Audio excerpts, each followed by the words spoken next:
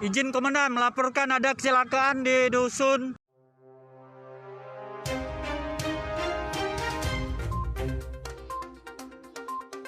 Breaking news.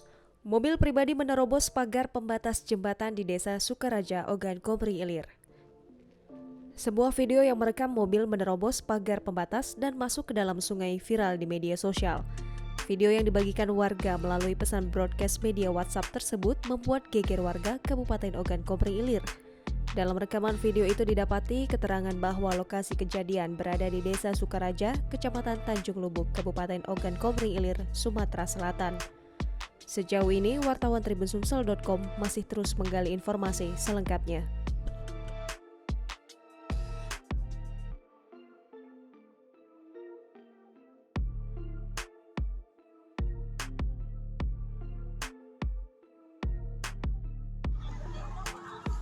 Izin komandan melaporkan ada kecelakaan di dusun.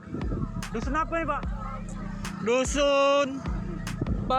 Tepatnya di dusun Banding Anyar atau Sukaraja, di jembatan Sukaraja. Mobil pribadi kecelakaan nyemplung ke sungai. Banyak penumpang yang masih di dalam mobil. Tolong dikondisikan dan dikabarkan ke Satgas BPBD.